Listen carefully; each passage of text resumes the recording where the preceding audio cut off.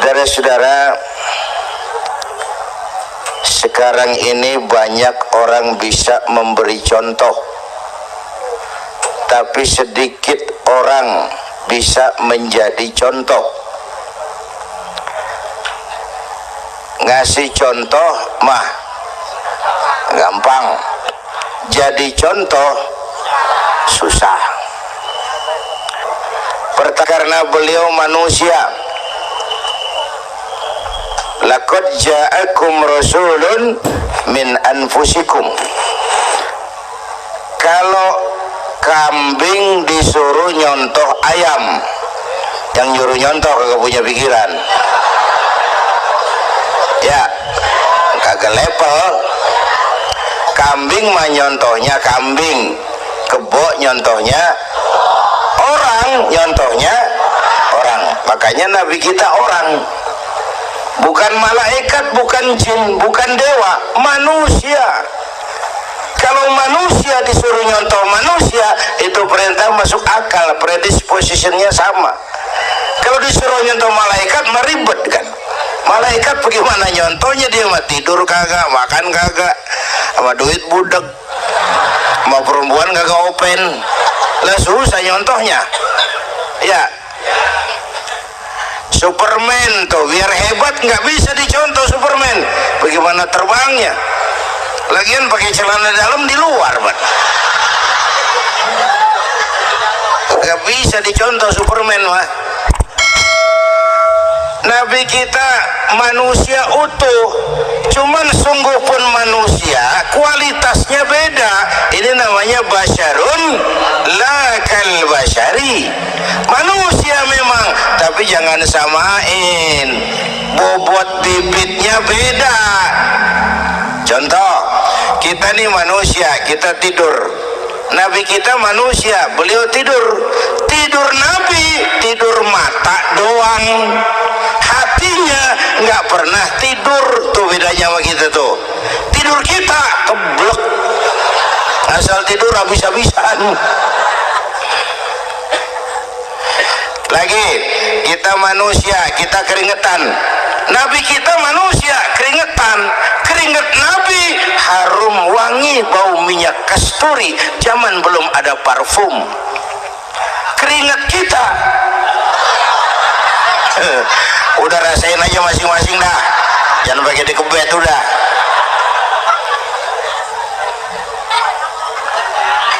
Contoh lagi, kita nih manusia nih, kita beludah nggak? Nabi kita manusia, beliau juga beludah. Ludah Nabi obat, ludah Nabi itu kan waktu mau hijrah kan sama Sayyidina Abu Bakar, sampai di Gua Sur, Sayyidina Abu Bakar bilang, saya turun duluan ke gua ya Rasul. Ngapain? Bersihin gua, takut ada binatang berbisa. Silakan turun. Sayyidina Abu Bakar bersihin gua, bener tuh, tangannya digigit kalajengking, sakit, ngebet, bengkak. Kalajengking Arab ya, emang di Arab kejadiannya. Uher menyaut aja, ditahan aja, udah aman ya Rasul, silakan turun. Lama-lama dalam gua berduaan kelihatan juga Sayyidina Abu Bakar mukanya pucat. Nabi tanya, mabalu kayak Abu Bakar? Abu Bakar kenapa? Nggak apa-apa. Berat meninggalkan Mekah? Enggak. Malas hijrah ke Madinah? Enggak. Takut diubur-ubur Quraisy? Orang kata enggak, itu mah enggak. Lah kenapa muka kamu pucat? Tangan digigit kalajengking. Ngapa nggak ngomong dari tadi? Saya nggak mau nyusahin Tuhan ya Rasul, biar saya tahan, asal jangan nyusahin Tuhan. Jangan begitu kau. Sini tanganmu, diambil sama baginda Nabi. Bismillahirrahmanirrahim. Cuh, diludahin, ringkas, sembuh saat itu juga. Ludah Nabi. Pengen tahu kita yang ludahin, bengkak campur koreng.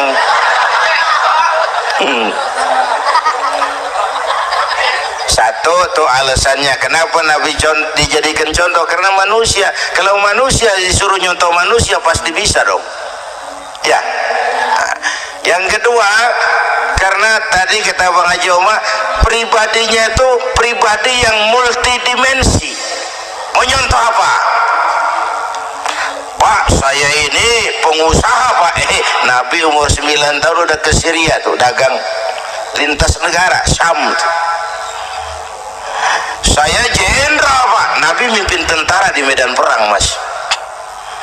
Saya mubalik Pak, Nabi dakwah Bung. Saya guru Pak, Nabi ngajar Mas.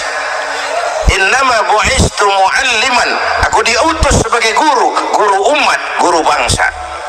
Saya politisi Pak, Nabi diplomat ulung Bung. Saya presiden Pak, Nabi mimpin bangsa dan negara Mas. Saya kepala rumah tangga Pak, Nabi punya anak bini Bang. Ayo lempengan mana dulu cari ngomong. Malah Nabi Isa tuh nggak bisa jadi contoh bagaimana membina rumah tangga bahagia. Bagaimana membina rumah tangga bahagia menurut contoh Nabi Isa? Nggak ada Mas. Kenapa? Nabi Isa belum sempat kawin. Ya, Nabi Isa belum sempat kawin. Ada pengikut Nabi Isa menyangka nggak kawin ajaran Nabi Isa, pada ngikut lagi nggak kawin. Tuh pastor tuh mubazir. Orang dikasih perabotan. Bang bener, saya kalau dalam Islam kiai kagak boleh kawin, saya pilih berhenti jadi kiai. Karena kagak ada giro-giroan, botak rambut.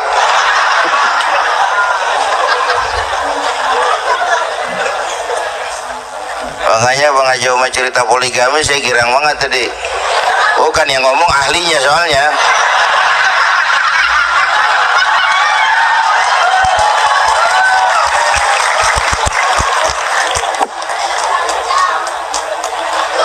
Dadah gitu aja deh ya. Nah kata Imam Busayr ini yang dahsyat, ka'annahu wa huwa fardun fi jalalatihi fi askarin hina talqahu wa fi hasham. Sepertinya kehebatan Rasulullah itu sama, baik sendiri maupun di tengah tentara. Artinya begini, orang hebat banyak, tapi yang hebat di mana-mana susah nyarinya. Baginda Rasul ini lagi duduk hebat, lagi jalan hebat, ada di pasar hebat, lagi di masjid hebat, di medan perang hebat, di depan anak-anak hebat, di mata musuhnya hebat, di depan sahabatnya hebat, di mata istrinya hebat, di mana-mana hebat. Lah susah cari orang begini Bang. Ya, kita mah hebat juga setempat. Di kantor hebat, sekantor orang diomelin. Di kantor, pulang ke rumah dikeplak sama bininya diem aja. Ini di depan bininya dia kagak hebat dia mah.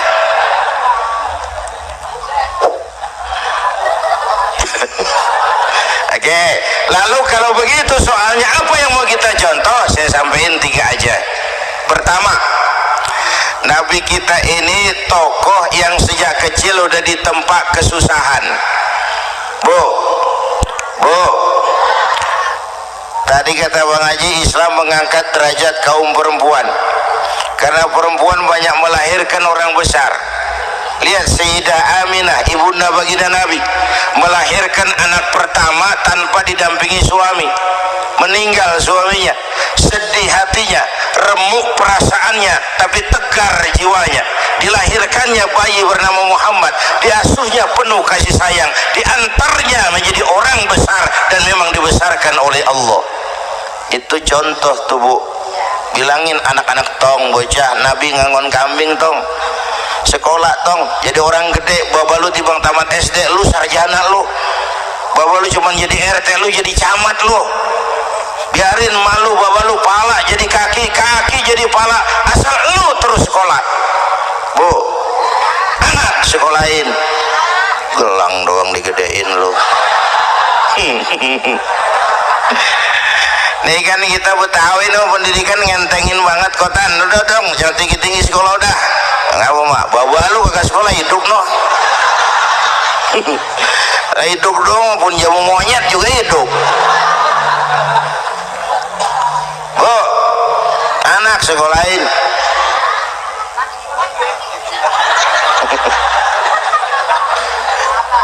Mahatma Gandhi, kecilnya begeng ceking cacingan leatim, emaknya tuh Gandhi sekolah nak, Gandhi belajar nak, Gandhi jadi orang besar nak, kalau perlu belajar ke Inggris biar Inggris menjajah kita, gak apa-apa kau sekolah ke Inggris tapi jangan jadi Inggris nak, jangan pacaran sama bule, jangan sentuh minuman keras. Gandhi jadi orang besar.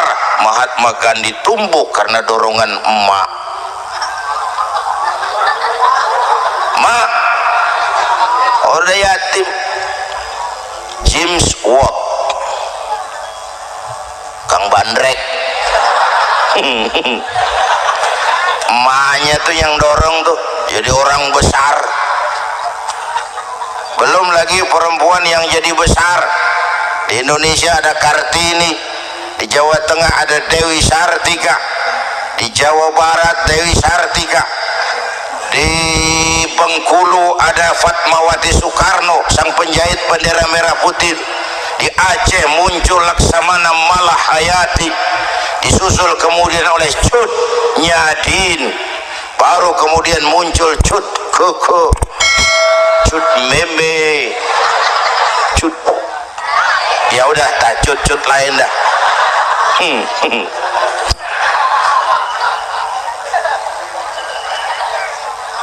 Nabi ke remajanya nggak dikolokin, tegar, tahan bantingan, nggak cengeng. Begini bang, kalau bahasa kita nih, bahasa Betawi nih, orang mah bang kalau udah biasa susah ketemu susah nggak kaget udah. Ya kita Betawi kan mah susah udah nukangin. Susah mulu. Saya santri nih biasa makan kangkung, datang ke rumah temen dikasih kangkung, makanan gue ini mah dikasih daging ayam lah nambah, emang apa? Orang mah kalau biasa susah enak nggak kagetan. Saya santri biasa tidur di masjid, disuruh nginep di hotel, lah pules nggak? Tapi yang biasa tidur di hotel suruh nginep di masjid, encok. Makanya kemarin tuh waktu menteri-menteri baru dilantik tuh saya ngarepin tuh mudah-mudahan nih menteri ini begitu dilantik bacaannya nawaitu sauma ghadin. Lu pada niat puasa dulu dah, entaran. Puasa kan bukan kagak boleh, nunda doang, nunda puasa mah. Tempe boleh, maghrib.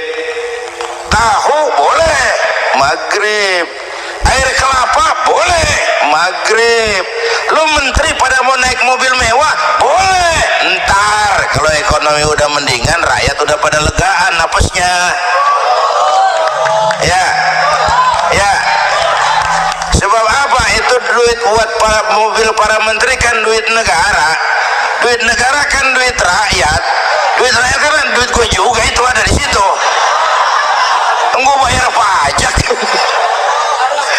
Sayangnya kebanyakan pejabat kita asal dilantik aja bacaannya Allahumma lakasumtu, niat buka puasa.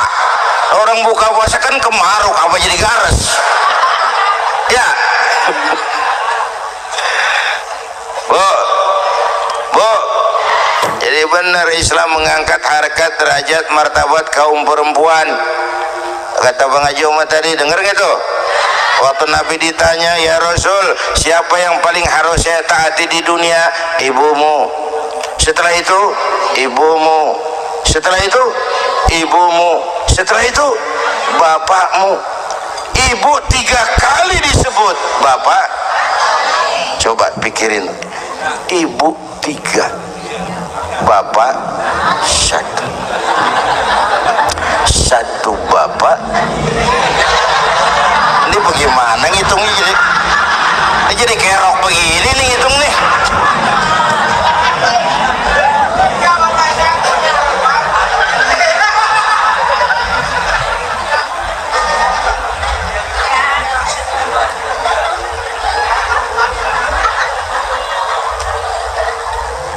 Yang Jangan takut ngadepin susah. Hidup nih keras, kerja keras, perseringat banting tulang. Ya Bu. Satu. Yang kedua, contoh dari Nabi, orang yang paling bersih hatinya Rasulullah, orang yang paling baik akhlaknya Rasulullah, orang yang bahkan sudah dapat jaminan ampun dari segala dosa Rasulullah. Tapi orang yang kalau sholat malam sampai bengkak kakinya karena rajin sujud Rasulullah. Aspek ibadah. Apaan? Hei, diam-diam giliran gue ini ngomong.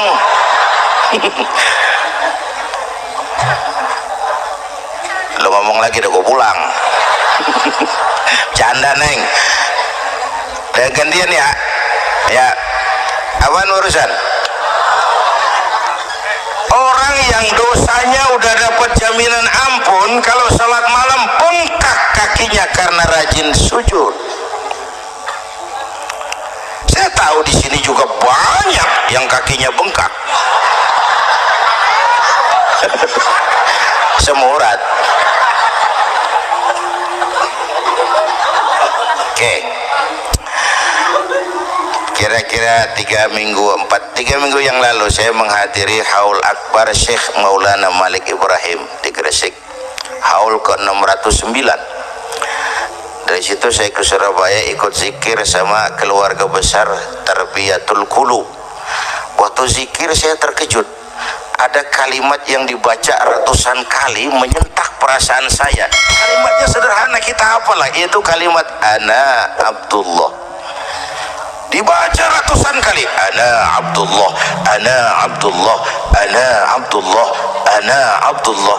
Buat saya itu menyentak karena memperteguh komitmen saya hamba Allah, saya hamba Allah.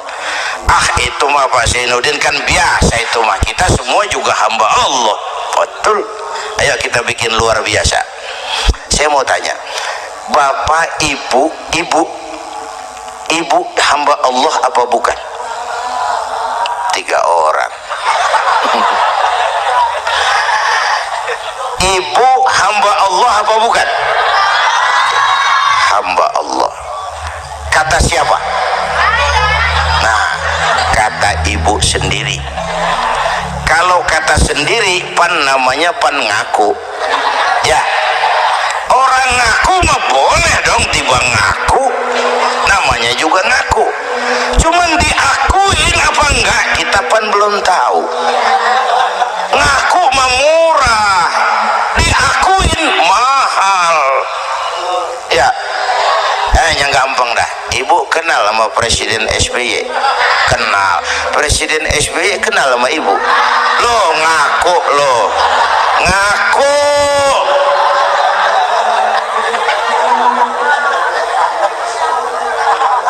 Saya hamba Allah, kata saya.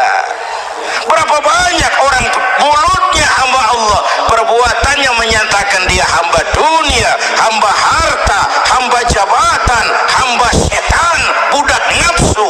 Nggak sesuai ucapan sama perbuatan. Yuk jadi hamba Allah yang beneran. Jangan separuh-separuh gitu mah, asal sakit mah hamba Allah.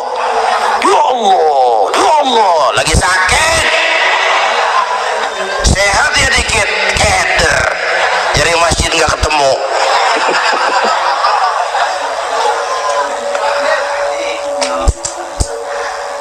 Apalagi kata Bang Haji tadi nih, kita nih kan zaman entertain nih. Orang pada pinter bikin bungkusan sekarang Bang. Ya, abad entertain, orang pada bangun pencitraan. Tadi itu kiai sama dukun tipis bedanya. Dukun pada pasang iklan sekarang, ketik reg. Waduh, sampean lahir hari Selasa, nggak cocok di air. Ono di hutan sono, larang udah dagang es jadi berhenti, nggak cocok di air.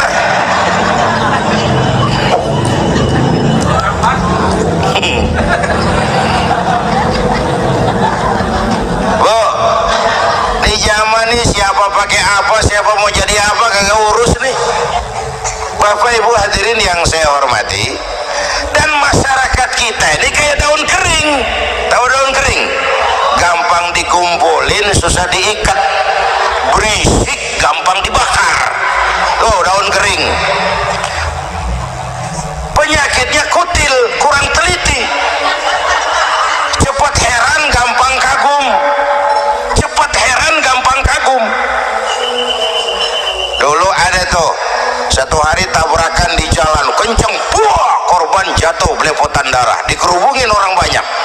Datang wartawan mengambil gambar dari dekat, susah, orang banyak benar ngerubung, cari akal nih wartawan. Tolong saya dikasih jalan ke dekat korban. Orang nengok semua, saudara siapa? Saya bapaknya korban, katanya. Dia ngaku bapaknya korban. Ya orang minggir semua, minggir, ini ada bapaknya korban. Orang minggir semua, dia maju ke depan korban. Sampai di depan korban, pucat mukanya tuh wartawan. Kenapa? Yang ketabrak anak monyet, Pak. Dia udah kedongan ngaku bapaknya korban.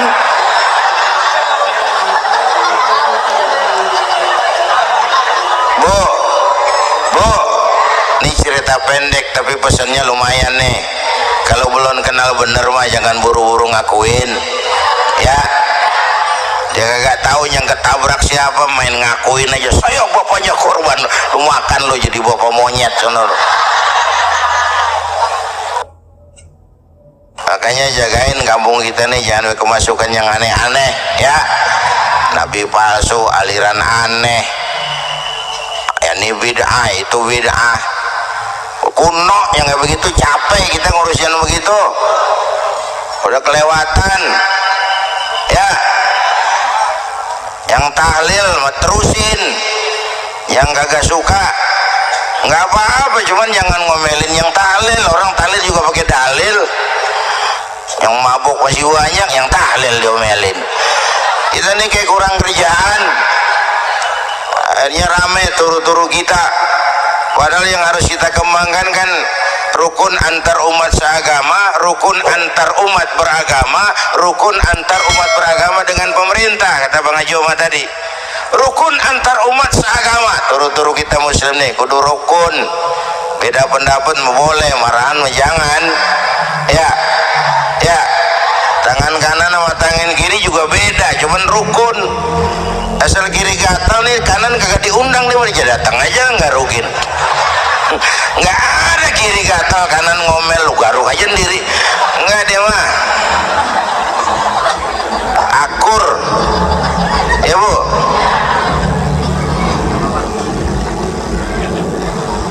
Yang kedua, rukun antar umat beragama.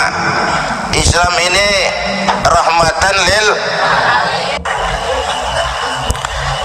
Yang ketiga, rukun antar umat beragama dengan pemerintah. Ini mah kita kan bermasyarakat sama juga sembahyang berjamaah, ada imam, ada makmum, ya. Nih rakyat kalau jadi pemilih yang pintar ke depan, mau memilih wali kota kayak gubernur kayak presiden kayak. Sebab apa?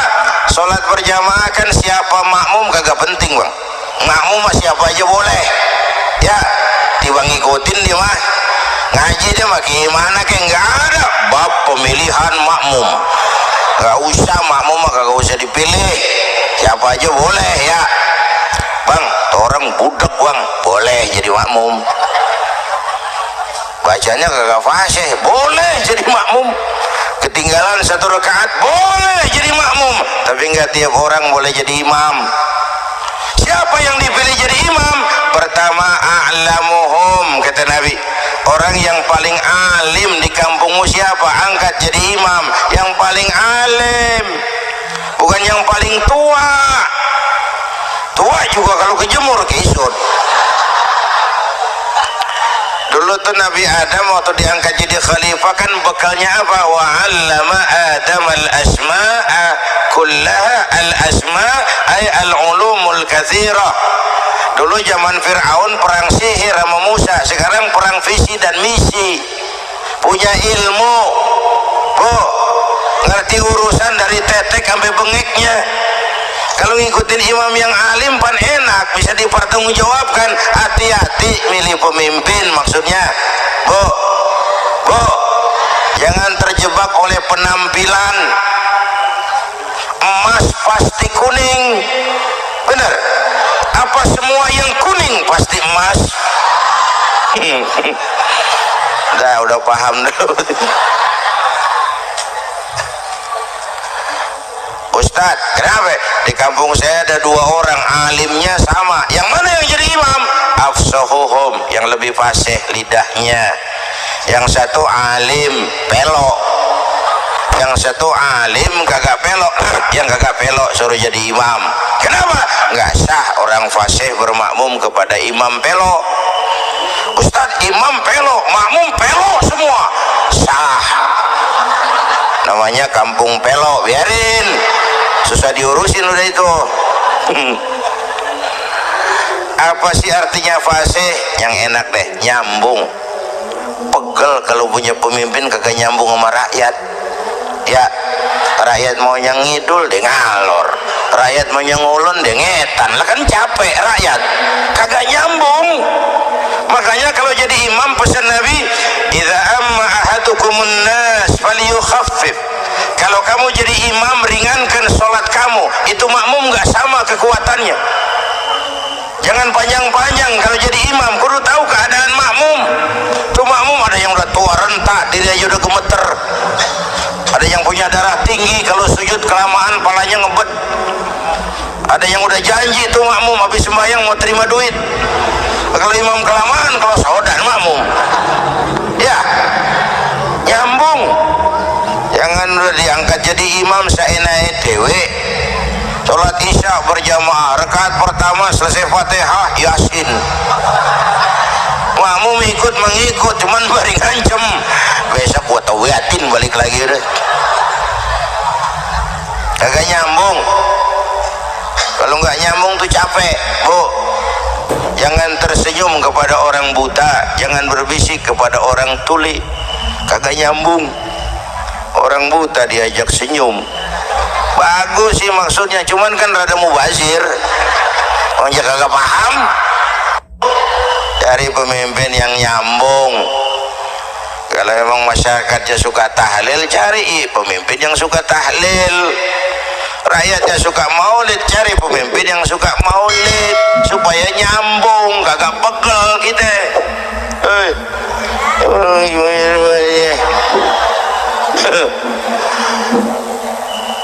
Bapak Ibu hadirin, saya balik urusan kita. Nyontoh Nabi ibadahnya luar biasa, bu. Kita ini perlu Allah. Kita ini perlu Allah. Semua kita perantau di bumi Allah ini. Perantau pasti pulang.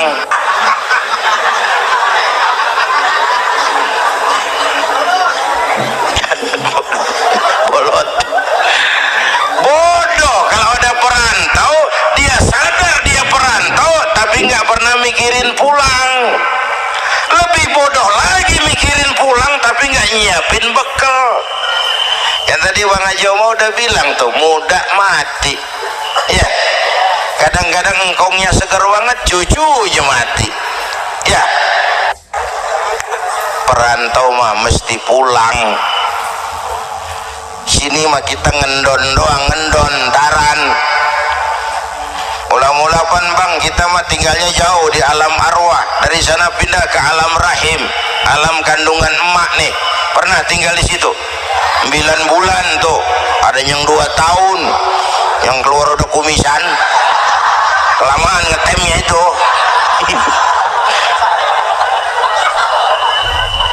Dari sisi ini oh pantas ibumu, bapakmu, karena alam rahim, fisik dan psikis emak lebih capek dari kita bapak. Kita mah orang laki mah, kita mah investor gitu mah, tanam modal doang. Yang olah pabrik kan emak tuh, ya mak. Pabrik. Anak-anakku remaja, pemuda yang hadir, masya Allah, emakmu, emakku, emak kita semua nih, dari mulai ngidamin kita udah kita seksa nih mana Dari mulai ngidamin kita udah kita seksa emak nih, muntah nggak urus. Mending ada yang dikeluarin mah enak, lega. Ini kagak ada apa-apanya. Bener Pak. Yang dipengenin yang kagak musim, lah kan setengah mati lagi urusan. Tengah malam pengen megang pala kereta, gue jorok bener lu, gue heran.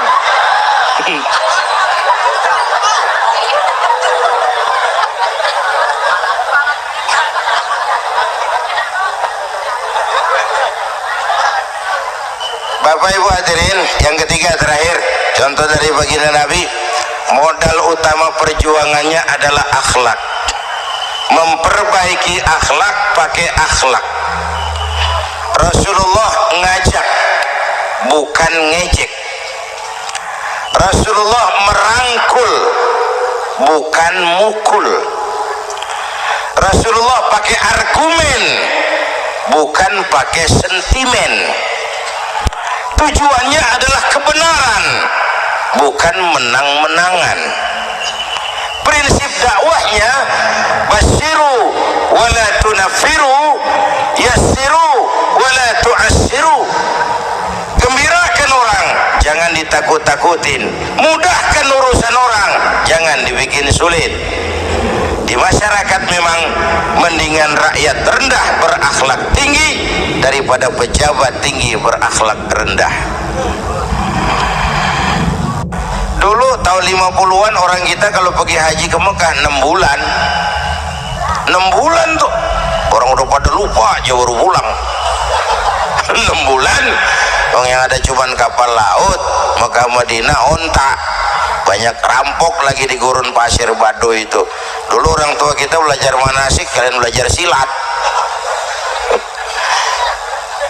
Sekarang karena kemudahan kemajuan ilmu menciptakan Boeing memotong waktu 5 bulan, orang pergi haji cukup sebulan. Bapak Ibu hadirin yang saya hormati, oleh karena itu menjaga nilai-nilai akhlak itu penting. Kepada siapa kita harus berakhlak? Pertama, kita harus berakhlak kepada Allah. Bagaimana caranya? Jangan menyekutukannya dengan sesuatu pun. Yang kedua, jangan menyembah kecuali hanya kepadanya. Yang kedua, kita harus berakhlak kepada sesama tadi itu. Yang ketiga, kepada lingkungan. Saya dulu masih zaman ada almarhum kakek saya, engkong. Kampung saya banjir, air masuk ke rumah. Saya teriak, "Kong, banjir Kong." Engkong saya ketawa, "Biarin, bukan salah air, habis salah lo."